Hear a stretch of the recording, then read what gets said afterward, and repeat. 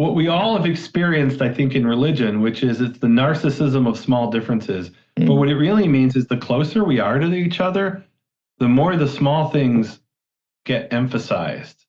An alien were to come from another planet and hear about the difference between different Christian denominations. These are all the same thing. What are you guys talking about? Like, what? All right. Shalom and welcome to Hebrew Voices. I'm here with Digital Pastor Jim. Shalom, Jim. How are you doing? Shalom, my homie. How are you? Pretty good. I want to go back to, and I guess you kind of answered it, but I know there's people who are listening to this who are saying, because Pastor Jim calls himself a pastor and uses the word church, even though he does everything else I do, right? And I'm not talking about me, right? There's people who are listening to this who will say, I agree with everything he's saying, but if you use the word church and Christian, we're done. Well, what would your response be to that? Well, I call that, and I hope nobody's offended. I know I'm not going to say it because it'll offend. I'll say it anyway. Go ahead. So there's a certain amount of people who, let me speak about myself. I had what's called the ex-smoker syndrome. Mm-hmm. I don't know if you've been around ex-smokers. Yeah. But they can't stand to be around smokers. Right. Right. I've never smoked, so I could care less. I don't want to breathe it because I have asthma. Right. But it doesn't. You want to go outside and smoke? Doesn't bother me. It doesn't bother me at all. Right. You see this with vegetarians, right? Mm. Like, you guys want to be a vegetarian, but there's vegetarians who are like, the fact that people eat meat exists burns them, even if they never hear about it or see about it. So I think there's a certain element of that. So what would you say to somebody who said, oh no, if you use the word Christian, I'm done? What would you say to somebody like, why do you use the word Christian? Let me rephrase the question. So I use the word Christian just because it's a simple way to define who we are and what we do. But what I really try to focus on is we are believers in the Most High. We follow the whole book, the Old Testament and the New Testament, integrate them back together. I got saved in 1976 as my first real religious experience. And in the 70s, we had this thing called the Jesus People movement. All these hippies were finding God and getting rid of drugs and illicit lifestyles, etc. And there's always these guys who come along with they get the biggest Bible they could get. We used to call it a mule choker, an MC. This is the biggest one. And we call it a mule choker. What's that? It's such a big Bible. If a mule tried to eat it, it would choke. So what do you mean it's big? It's like physically large dimensions? Super large. Yeah, just the biggest Bible they could find. Then they put a heavy leather cover on it, and then they go street witnessing, and they go tell people that they need to adhere to their religious beliefs. And they literally the imagery was they would beat people into accepting their message. Okay. Very bombastic and outrageous, and you're blah blah blah. And so we called them Bible thumpers, because they thump their Bible and preach in the streets, etc. And now in this new era of what I say is Christians returning to understanding what the Torah is really about and beginning to dig into the Torah, I call people who do that now, we call them Torah terrorists. They learn a little bit of the Torah, and then they go terrorize everybody they know. Christmas is a pagan holiday. You can't celebrate it anymore. Oh, you can't eat pork. You're going to explode. So my friend Keith Johnson calls that hitting people over the head with the Torah scroll. Yeah. Same idea. And so when I get the chance to when people come to our congregation, I had one young family, they showed up. I won't mention their name for privacy reasons, and they're just glassy-eyed. I start with the Shema prayer at the beginning of our service. We do the Aaronic blessing at the end of the service. We read from the Torah portion. We try to get some of the cultural and historical background. And I don't feel like we don't need to culturally become Jewish, but we can appreciate the vast diversity of Jewish culture and integrate it back into our faith. It's not alien to us. And it shouldn't be alien to us. So the Hebrew names, Moshe, on and on, the Devarim, the whole thing. And Caleb actually taught himself Hebrew growing up as a Messianic believer. Yeah, so he could read and translate. So he was raised. We got to have him on the program. That sounds really interesting. Oh yes, yeah, Caleb. What I find interesting about what you're saying about, and I don't know, I'll have to talk to Caleb, but what I find interesting about that is that, look, I've been around all kinds of people since the 90s. Right. let's see, definitely it was probably like 90, 91 when I met my first person who I would call Hebrew roots. He didn't know that term because I don't even know that it was around. But in retrospect, I would call it that.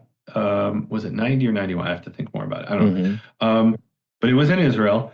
And so I've been around folks coming from from a similar perspective to what you're describing, let's say, for quite a long time. And most of the people for the first 20 or 30 years are like you. They were raised Lutheran or Catholic or, Baptist. What I find really interesting is people who were raised in what you're describing, because that's a different experience. That's really interesting. I find that really interesting, because then it's really harder to explain the ex-smoker syndrome. They were never smokers, right? They weren't raised with it. So there's kind of I've encountered often a different perspective, although the perspective evolves over time for everybody, I suppose. Sure. So you're saying, like, look, everybody knows what Christian is. Why are we playing games? I kind of feel like that's what you're saying. Yeah, and is that a fair characterization? But we forget that there's a tapestry with lots of color. Like for me as a Christian, one of the stories that was told about Jesus in the Gospels is he said, you struggle to strain out a gnat, but you swallow a camel. And I was like, that doesn't make any sense. Camels aren't kosher. You're not gonna. I didn't understand. It had no point of reference. It's a Hebrewism, probably a euphemism that maybe makes sense to you because you speak Hebrew, you know the alphabet. And then for 40 years, it's like, Lord, I don't know what this means. It makes no sense to me. And then I learned the Hebrew alphabet, the Aleph Bet, Gimel, and then the 10 words are letters. The third of the three commandments is thou shalt not take the name of the Lord your God in vain. And so in my mind, I put those two thoughts together. And to me, I could be wrong, but to me, what Yeshua was referring to is you're taking God's name in vain and you're unclean from the inside out because you do that. Because he said, you swallow the gimel, you swallow the camel. And so and camels are unclean. But the third commandment is don't take his name in vain. Did it change my theology? No, but I saw something, a nuance that Hebrew kind of helped me understand what he might have been talking about. Now I might be jumping the shark on that one. That's interesting. I've never heard that interpretation. I think, I'll tell you how I think most people interpret it, and I never thought differently, but maybe you're right, tell me if I'm wrong here. Isn't the standard interpretation you're focusing on unimportant things rather than important things? Yeah. While missing the big things. So there's this concept called, Freud came up with it. I'm trying to remember what it's called. It's profound when you hear this term. I'm trying to remember what it's called. Oh, it's called the narcissism of small differences. That's what Freud came up with this term. But he said something we all know, right? Which is Gulliver's Travels had this plot point where there were two different kingdoms. I don't remember. It was a long time ago. I read this. Two different kingdoms of little people, the Lilliputians, right? And calling them Lilliputian little people was like kind of insulting them, right? By the author, I forget his name. And one of them broke the eggs like on the wide side, and the other broke the eggs on the thin side, and so they had a war between them, right? So that is what we all have experienced, I think, in religion, which is it's the narcissism of small differences. But what it really means is the closer we are to each other, the more the small things get emphasized. Right. Which I think when I first heard that, I'm like, wow, that's so true. Because if an alien were to come from another planet and hear about the difference between different Christian denominations, and even maybe to some extent between, look, I learned this when I studied at university. We had a class about Buddhism, and they were talking about like the three big branches of Buddhism. And I'm like, these are all the same thing. What are you guys talking about? Like, what? And it was profound because there's these two branches. I forget what they're called. I want to say it's the Mahayana and the something else. I don't know. Right. This was over 30 years ago. And it was explained to me by the professor, this is the equivalent of Christianity and Judaism. Like there's this branch that was founded in the 6th century BC, like literally in the 6th century BC, and this other one that came about like 500-600 years later. And the other one looks at the first one like they're completely lost. and the first one looks at the other one like, you guys just changed everything. And it's like, what? And they're just I'm hearing about this, and I can't even understand the difference of what you guys are talking about in the 2 different or 3 different Buddhist like thingies.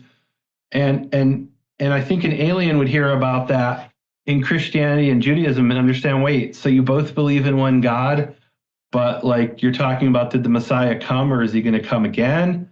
And this is a central thing. You got to do this.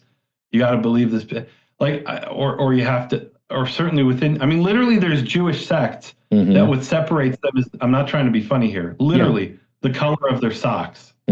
Like if you look at Hasidic sects, there's one Hasidic group that will wear white socks on Shabbat, and the other group will wear black socks. I see them. And if somebody from the white sock group marries the black sock group, the woman is considered like she's gone off the deep end. She's left. She's left the faith. Right. We can no longer talk to our grandchildren over this. Right. That's the narcissism of small differences. Yeah. I was at a Chabad meeting with a Chabad rabbi for Rosh Chodesh, and I'd never seen anything like this. So I'm excited. Rosh Chodesh. And I'm looking around. I said, there's no new moon. And of course, I read some of your material and studied up on Karaites. And so I was like, Rabbi, because I learned you don't tell a rabbi anything. You ask them questions. They can't help it. They have to answer a question, even if they know you're leading them into. You might answer with a question. Sometimes, but I'm the goy, so they got to tell me something direct. They can't answer me with a question. So I said, Rabbi, is there any group of Jews who count the actual new moon in Eretz Yisrael? He goes, no. All Jews do this. I was like, what about the Karaites? Oh, they're heretics. Fair enough from his perspective. By the way, I want to come back to that word. You used the word goy. Yeah. And I've encountered people online who think the word, actually not just online, I won't say who, but somebody within my wife's family who said to me, oh, you probably think we're goyim. And he was talking about, or you probably think I'm goyim. And I'm like, well, first of all, goyim is a plural, goy is singular. Do you know what that word means? He says, yeah, it means debase animals. Oh. What? No. Israel is called a goy in the Tanakh. It means nation. Right. So goyim is literally just the equivalent of Gentile, and Gentile is from a Greek word that means the nations. Right. Right. So in other words, it's Israel and the nations, and there's no negative connotation within let's say, traditional historic Jewish literature. I can't say there aren't Jews who are bigots who anybody who isn't Jewish they despise. Right. That might be the case, but those people despise me too. I got news for you. So. And there are derogatory terms in Jewish culture like shegetz, which means abomination. That is a term that's and everybody in America knows the feminine form of that, which is shiksa. Right. Shiksa is straight out 100% a derogatory term. It means abomination. If anybody ever calls you a shiksa, you should be deeply offended. If you're a man, for sure, but even as a woman. That they might not mean it offensively, right? Because they heard it on Seinfeld and they think it's a joke. It's not a joke. It's a disgusting term. It's a very vulgar term. But goy and goya, that just means not. I mean, that literally should be translated as non-Jew. Yeah. So that's not. I'm glad that you were able to use that in the correct, non-offensive way. Yeah. Look, there's people who use the word Jew as an insult. True. I had a friend from who grew up in the East Coast of the U.S. And one of his childhood friends said to him, he told me this story recently, or 10 years ago, said to him, you're such a Jew, and I don't mean it in the bad way. And he said, what's the bad way? What's the bad way? What you're talking about? But look, there are entire languages where they won't use the word Jew because Jew is an insult. Like in Russian, you can't call someone a Jew, whatever their equivalent is of Jew. You have to say Hebrew. I mean, Jew means we're from the Yehudah, from the kingdom of Judah. What's wrong with? In the book of Esther, it says, and many of the peoples of the lands, mityahadim, were becoming Jews. Right. Meaning they're joining the exiles from the kingdom of Judah. So it's in the Tanakh and the book of Esther itself. And it's certainly in the New Testament where maybe it means Judean, from the province of Judah. But then there's people in Galilee who are also called Judeans, or Yehudim. So yeah, it's very strange, right? Like it's we have these words that take on different meanings in different contexts. And if somebody calls me a Jew, I'll never be offended by that. Right. Yeah. So, yeah. So, all right. So let's talk about the other perspective briefly. Sure. So I see you getting flack from people who are coming from the Hebrew roots movement who say, and they might not call themselves Hebrew roots, who say, but you gotta do what the rabbi, you gotta accept all the rabbinical traditions. Right. And if you don't, look at, there's a, and again, I don't want to name names, but there's this guy on TikTok who has a video responding to Michael Rood. And Michael Rood says something about the rabbis, referring to them as Pharisees. And this person says, well, that's anti-Semitic. He says, that sounds kind of anti-Semitic.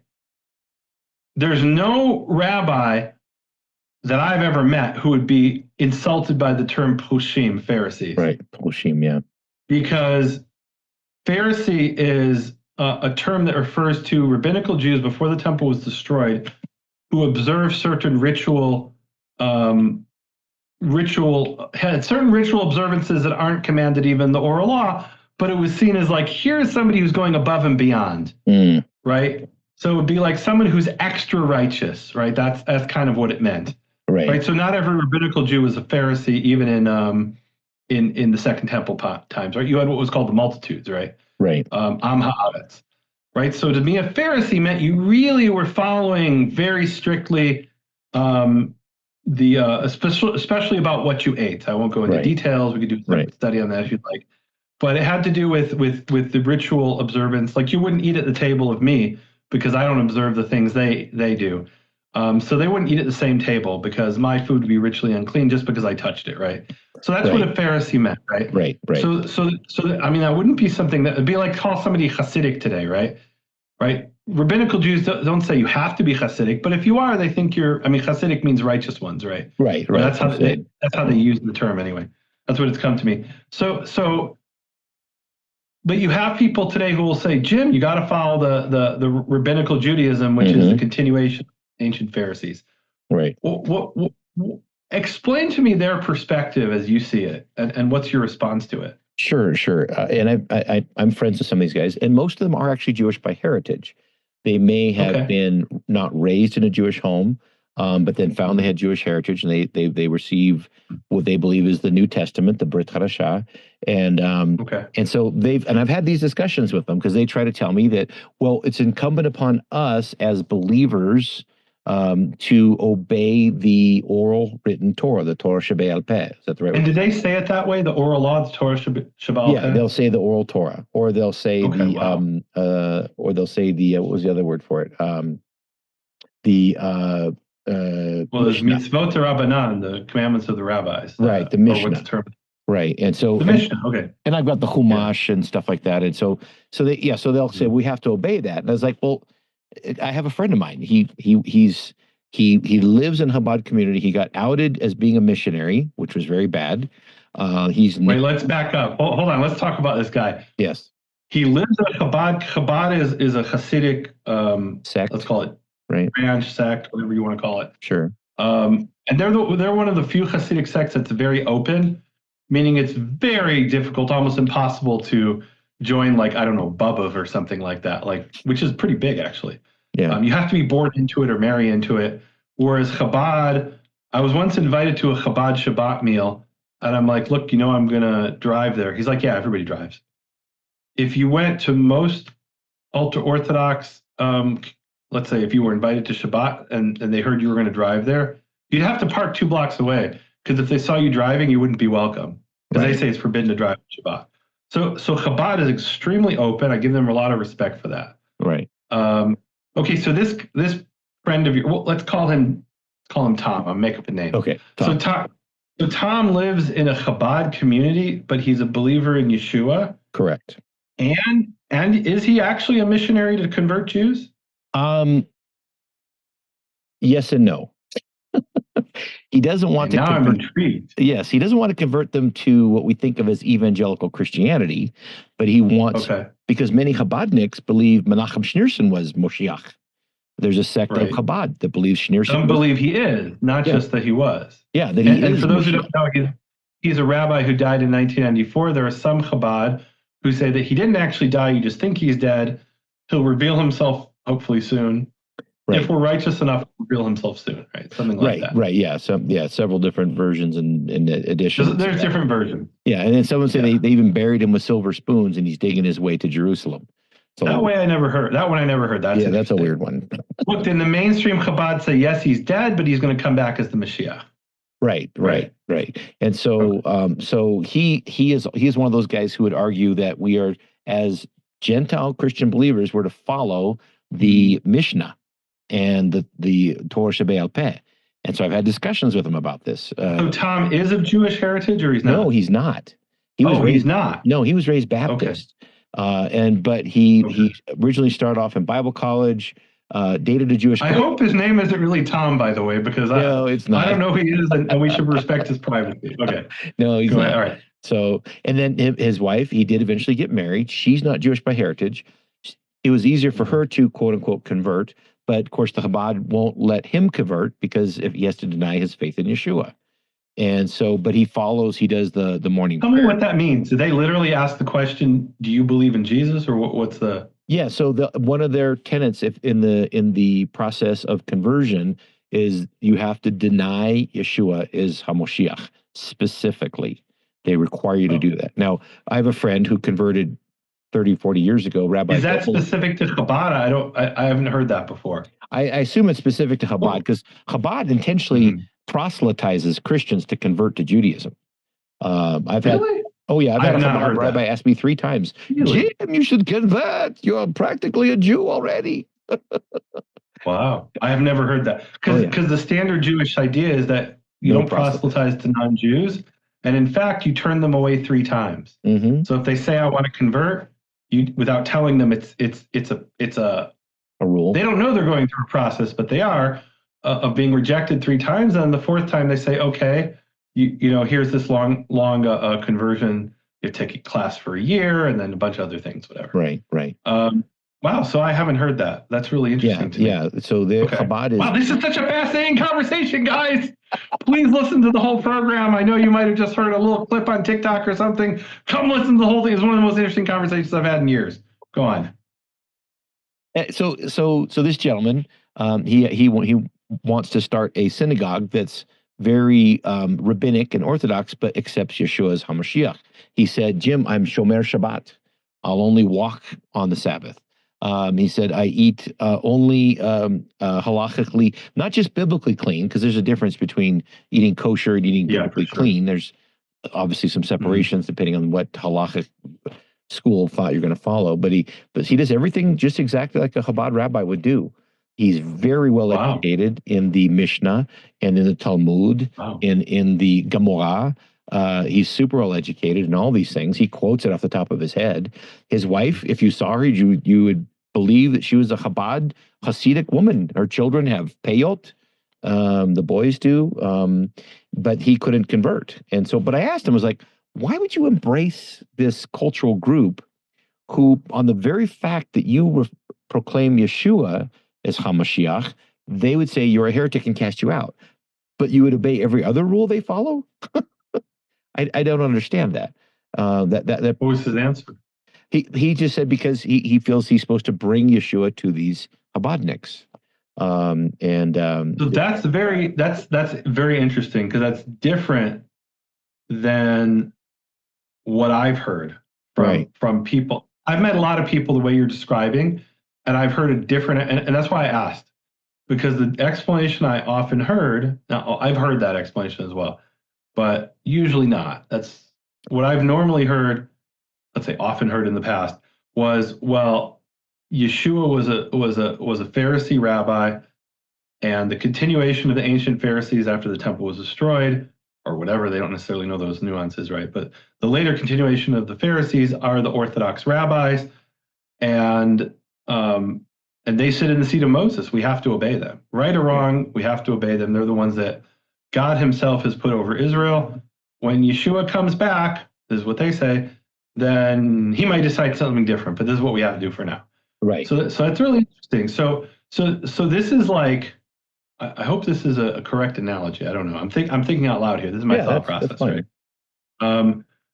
Jordan Peterson says the way you think it is by speaking out loud, and then you'll often say stupid things because in your mind In your thoughts, you also often say stupid things. You're So I hope this experimenting. isn't stupid.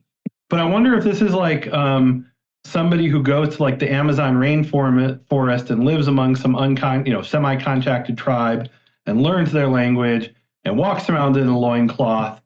Because if I don't speak their language and embrace their culture, how can I bring Jesus to them, or whatever it is, right? Right. So that's very different. That's actually, I don't think I've ever heard it that way. Right. So that is different than what I've heard. I've definitely encountered people who have told me, I'm only doing this to convert Jews.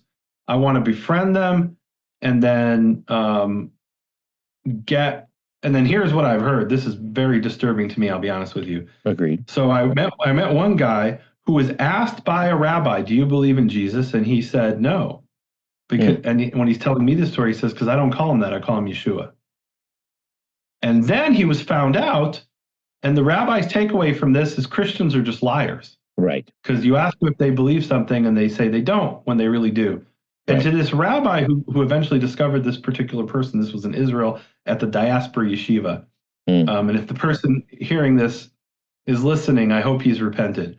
Because he gave believers in Yeshua a very bad name to the head of a yeshiva in Israel.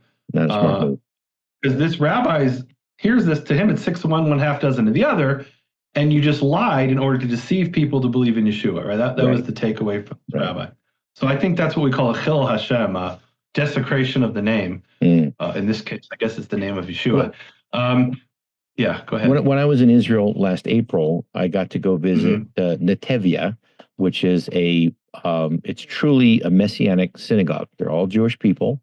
The rabbi's name is... Oh, is this... no, I don't know where this is. Yosef Shulam. And where is this? Yosef Shulam. He's just outside of the old city. I was staying in the old city, and I could walk to the synagogue. And the current head rabbi is Yehuda Bachanan, and it's Nehemia. And so Joseph Schulman, he said he started this synagogue in Jerusalem 50 years ago. There was 3 of them when they first started, but they do full liturgy, full Jewish liturgy. They do the Torah scrolls, the Torah reading, and so he wanted to expand his building. He was telling the story, but in Jerusalem, you probably know that you have to get permission of the other synagogues before you can expand your facility. And I didn't actually know that. Yeah, okay. So this Orthodox rabbi of a neighboring synagogue refused to give him permission to expand his facility because he felt that they were fake. They weren't real. They were Christians pretending to be Jews or something to that effect. And so finally, the rule, which is also in the Torah, in Jerusalem code, is you have to meet with your adversary before you go to court.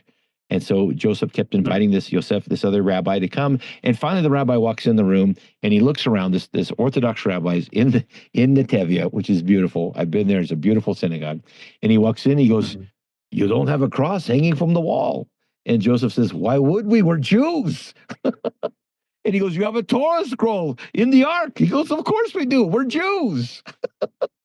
And so finally they went through this whole process and they sat down and talked, and Yosef told him his story and how he teaches from the Torah portion and things that he's done to help Portuguese Jews who were conversos to come back to their roots and make aliyah back to Israel, etc. And so this rabbi says, "You're Jewish." He goes, "Of course we are. We just believe who the Messiah is. It's different. We believe his second coming is what we're waiting for, not his first." And I love visiting the synagogue, and it was so beautiful. They'll have a translator for those of us who don't speak Hebrew, but so it was beautiful to visit. And they do active outreach in the community, but it's not a trick, And when I get the chance to talk to, I have a customer, I do carpet cleaning. I had a customer, she was in her 80s. I'm cleaning her carpet. She had Jewish paraphernalia all over her house, and I started talking to her about the Torah portion. She goes, "Oh, you're Jewish?" I was like, "No, I'm not Jewish." She goes, "You're a Christian?" I said, "Yes." "Why do you know so much about the Torah portion?" And I said, "Because I love studying. I believe Yeshua is the king of the Jews. He was a Jew. So I need to learn about Judaism to understand him better." And I said, "Rabbi so-and-so and Rabbi so-and-so." "Oh, yes, I know them. And so she goes, "Oh, my Christian friends tell me I should convert to Christianity. I don't need any of that." And so I just told her, I was like, listen, I forgot her name at the top of my head now, but I said, listen, Mhm. if Yeshua really is the resurrected King of the Jews, he's just waiting for you to say, show me you're real. And he will. So look, I mean, I think there's a profound difference between somebody who, who wants Jews to convert and then maybe not misrepresenting yourself, like Tom, right? Do you Right. think Tom is misrepresenting himself? Or No. in a way he is, maybe he's not, because I don't know. You tell me, I don't know the guy. Yeah, so my friend who wants to start a synagogue, he wants it to be, you would walk in and you wouldn't know that it wasn't a Chabad service. Everything would be the same. Just like at Netevia in Israel. If you walked in to their service, they would do everything like you'd experience in a regular Orthodox synagogue. They read the Torah portion, they do the same songs, the responsive readings, and everything's just like a synagogue. But then they get in, once the Torah portion's done and the Haftarah, then they'll get into the Brit Hadashah portion that couples with the Torah portion. And so it's not a compromise. It's in the same sense that there are Chabad rabbis who believe Schneerson is Moshiach. He says, I believe in operating in the Hasidic way, but I believe Yeshua is Mashiach. And I can show you from the Talmud why I believe this. And I can't argue because I don't know the Talmud. But I just thought it was fascinating. I find it really People have been arguing that for 700 years or 800 exactly, years. There for was quite some time. Rabbi Yechiel of Paris had a famous disputation with a Catholic counterpart over, and he was very surprised because the basis of the debate was about the Talmud, not about the Tanakh, which was kind of different than earlier debates. If I remember, is that the disputation of Maimonides? No, so there's a dispute. Maimonides never had a disputation. There's a disputation of Nachmanides, who is Rabbi Moshe, son of Nachman, not to be confused with Maimonides, Rabbi Moshe, son of Maimon. So Nachmanides was in 1263 in Barcelona. That's called the Disputation of Barcelona. Okay. Shortly before that, I don't remember the exact year, there was a disputation in Paris. It's called the Disputation of Paris. With Rabbi Yechiel of Paris. And they chose actually the top rabbis, like these were heavy hitters. Right. That like the Pablo Cristiani didn't know what he was getting involved in when he chose Nachmanides, or maybe the Jews chose him, I'm not actually sure. I forget. But this was like one of the top rabbis of all time who had an encyclopedic knowledge. And, he was, but anyway, yeah, so this is a debate that's been going on. So Rabbi Yechiel of Paris was another one who was a few years before that. And that was a much more, the king of France was a really bad guy. And I'm pretty sure he's a saint in the Catholic world now. I wouldn't be surprised. But he was an open anti-Semite, evil human being who, the result of the disputation in Paris was that they burned the Talmud, which, like, what a horrific thing. You might not agree with the book. Why would you burn it? Right. Yeah. So, wow. So let's go back to Tom, because I find this so interesting. So here's what I can understand, and I don't know if this is Tom or not. So I forget which organization, but I read this years ago on their website. They've changed it since, probably find it in the archives of the Wayback Machine. Right. It was one of these Messianic organizations who explained their purpose was to create an environment in which Jews can feel comfortable coming to Jesus or Yeshua. Right. In other words, they're saying, look, I mean, it really is like the guy going to the rainforest, right? Right? Like, what? I have to give up, whatever they do in the rainforest, right? I don't know. Look, the Catholic Church kind of does that in the sense that they'll take, I think, what is there's an Aztec goddess or something that was brought to the Vatican, or a copy of the Aztec goddess. Yeah, all the gods from all over the world. And why do they do that? They say because, the people in Peru, this is what they're comfortable with. Why do they have to give that up? We'll just call her Mary. Right? How is it any different? Right. We'll just proclaim her to be Mary, and then they'll be comfortable. So, and I understand there's a difference because Yeshua was a Jew, right? So there is a difference, right? But still, I feel like there's an analogy there that there's people are saying, why do you have to give up your Jewish culture to believe in Jesus? Why do you have to go to a Sunday church and have an Easter bunny, right? The irony is that most of the Jews who I know came to believe in Jesus, or many of the Jews, I should say, they're much more comfortable in Sunday church than they are in the like I've spoken to a lot of Jews who have said to me, well, the reason I became a Christian is because I want to be close to God and I don't want to have to keep Shabbat.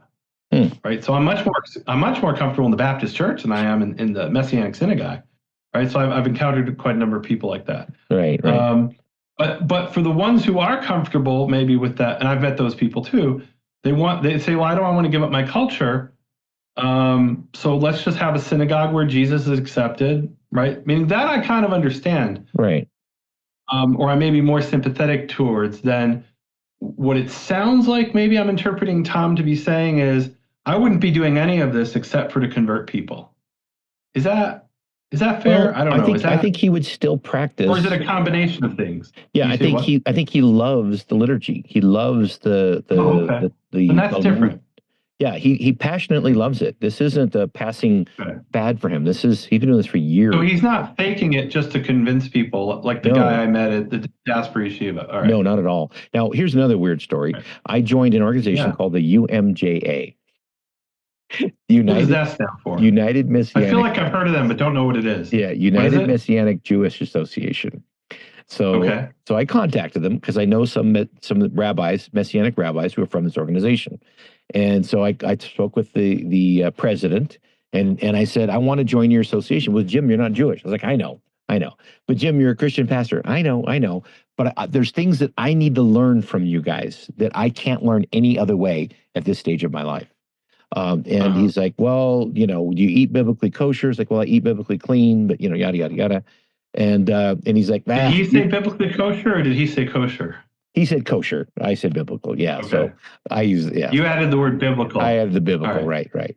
And so he's like, Jim, he says, I got to tell you. He goes, I was raised Jewish.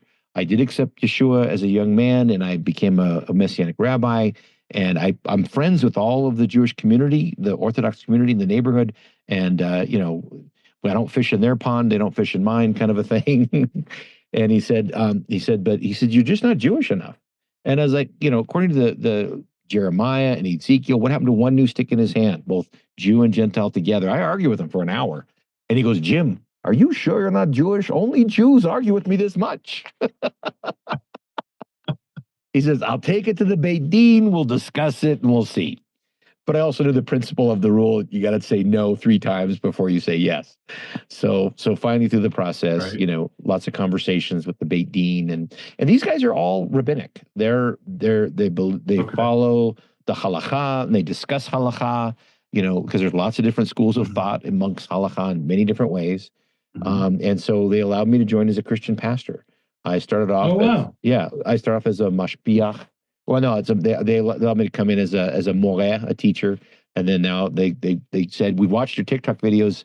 He said, and the guy was telling me, he's like, Jim, you're saying the exact same things that I would say to these antinomians or to the other people who are arguing with you. Tell us what antinomian is. I know, but I don't think the most. Oh yeah, antinomian. Those who don't believe we're to follow the Torah. It's against the law essentially, or replacing the law of Moses. And so he told me, he said, I've been watching your videos. You're saying the same things as a Messianic rabbi that I would say to them, and I've been doing this for 50 years. He's actually my age. So, and he said, so we want you to become a part of our association. And so I went, wow. Yeah, so it's been really fun. And are they going to be upset that you're on this program? It's already gone out live. It's a bit late. Oh no, I think they would love it. Because wonderful. I feel my personal mission, in which that's one of the things I love about your relationship with Keith Johnson, is it's like there's a bridge between the Jewish world and the Christian world. And Keith seems to, you guys come across that bridge together, and you discuss Torah together, and you talk about the scriptures together. And I found that very, very inspiring. And so I feel like my mission is to do something similar. When I was in Jerusalem, I walked down through the Jewish quarter, all these guys wearing their hats and stuff, looking for Rabbi Yishai Nachai, I think his name is, and to interview him. Just an amazing guy, Orthodox rabbi. His family came from Persia. His grandfather walked and carried this 800-year Torah scroll. And he has a shul there. We had a wonderful conversation. Beautiful man. He doesn't Well, believe in Yeshua. He's an Orthodox rabbi. He was mm, trying to figure out what I was doing there. And I was just like, I yeah. love this. He goes, oh, you don't tell Jews about this Jesus stuff? I was like, why would I? We talk about the Torah. It's the foundation of everything. It's interesting. I met this guy about almost 10 years ago, and I wanted to have him on the program, but I never got around to it. Maybe he'll hear this and come on. Yeah. I don't remember his name, but he wrote a book, or he was involved in a book called Post-Missionary Messianic Judaism. Mm. And the name says it all. And he said to me like this, Nehemia, he said, Nehemia, look, this is how it started out. We were just trying to convert Jews to Christianity, but now we've had generations that have grown up in it, and it's a real thing now. Mm. It's its own thing, and we don't want to just convert Jews. We want to be Jews. That's a profound statement. I mean, he really said something to the, it's been 10 years, so I might be misquoting. I hope I'm not misquoting him, but he said something to the effect of, we don't want to just convert Jews. We want to be Jews. Yeah. Who believe in Jesus. Yeah. Or Yeshua, whatever he said, I don't remember. Sure. So wow, what a profound concept. But Mhm. here's the problem. Most Jews who hear the word Messianic, they think Jews for Jesus. Right. Which is an organization that solely exists, as far as I know, to convert Jews to Christianity. So meaning like the mainstream Christian, like I think, if I'm not wrong, I don't know, I could be wrong. My understanding is if their goal is to get you into a Sunday church. Right. And to give up practicing forms of Judaism, because that puts you under the law and separates you from Jesus, right? Or I don't know the exact terminology. No, I think you're right. That's what I've been told. I think you're right. And so, and that's why, Nehemia in Jerusalem, if you're Jewish, they want you to stay Jewish. Some of them are Sephardic, some of them are Mizrahi. I met a guy, his family was Bukhari. He was a Bukhari Jew. and he told me, he's like, well, my family's Bukhari. He's like, oh, you're from Iran? And he goes, Christians never know what the Bukhari Jews are. Oh, no, I thought most Bukharians were from Uzbekistan, but maybe some. Well, yeah, Uzbekistan. Well. I get it mixed up, the actual country, but yeah. So it was fascinating. So, but just to realize you can keep your cultural background. I'm not trying to become Jewish. I'm not Jewish. I don't need to. But I love learning Hebrew. I love learning about the different groups. I love learning about the Nachman. I would love to go dancing with the Nachman in Israel. That would be so much fun. Tell people what that is for those who don't know. Yeah, they follow Rebbe Nachman, and he believed that he was Hasidic, so they worship God with intense passion. But he believed you're supposed to experience worship with such exuberance. It's overflowing constantly. And so they stop at a stoplight with speakers on the car. They all jump out of the car and dance around in circles singing. It's quite a sight, I'll tell you. Yeah. So guys, look this up. He was Rabbi Nachman of Breslau, and he's buried in a place called Uman, which is today in the Ukraine. And so there's a faction of them. I don't think it's all of them, that believes if every Jew says the name of their rabbi, then their rabbi, who is the Messiah, will come back. And so they actually write out his name as the syllables. They write Nach, Nachma, Nachman. And so you see it in graffiti all over Israel. And you're like, what does that say? And you sound it out, and by the time you're done, you've said the name of the rabbi. And which is, so they're kind of almost trying to trick you to get say the name, because if every Jew says it, he'll come back. They don't all believe that. Some of them believe that, and so they're called, or the people who believe that, who promote that, are called nanachs, right? So I think at first it was derogatory, but now they've embraced it, kind of like the name Christian. Right. Interestingly. So they're like, yeah, we're Nanach. We want everybody to say the name of our Rebbe and to embrace the values, which is like, so one of his statements was, you should always be happy, which I'm not sure I agree with that, but that's one of their teachings, or his teachings. And then there's people who, even during the current war that's going on in Ukraine, they go to on Rosh Hashanah, the rabbinical holiday of Rosh Hashanah, they'll go to the grave of Rabbi Nachman of Breslau, and there's tens of thousands of Jews, many of them who aren't even religious, who are like, okay, I hear this is like where you have a spiritual, and they have spiritual experiences. They go there and they have all kinds of incredible experiences with, there's also some bad stuff that goes on, but overall it's like, this is like a Jewish pilgrimage. It's kind of a strange pilgrimage. because there's Jews flying from Jerusalem to Ukraine, to Kiev, and then taking a bus or a train. Actually, in the last few years, they've been flying into like Poland and Belarus, and then or wherever. I'm not exactly sure how they get in. Right. But like last year, they like waited some of them for 12 hours at the border to get in, and eventually got in and spent the holiday weekend there, or holiday days. So yeah, it's kind of an interesting. It's what we call or what the Hasidim will call lebedik, which is of the heart. It's what I think Christians would call spiritual. They're very spiritual people. Right. So it's very, very. Isn't lebedik? Isn't that German for love? Lebedik is from the Hebrew word lev, which is heart. Heart. Okay. And lebedik means of the heart. And yes, maybe it's a play on words with the German word leib, but lebedik is of the heart. Right. Like Chabad are famously lebedik. Ask your Chabad rabbi if he's lebedik. He'll get a kick out of that. Yeah, so he's hilarious. So Hasidim tend to be very lebedik. I'm from the Lithuanian tradition, which tends to be very intellectual rather than lebedik. Right. Chabad actually combines the two. They're both lebedik and intellectual. Yeah.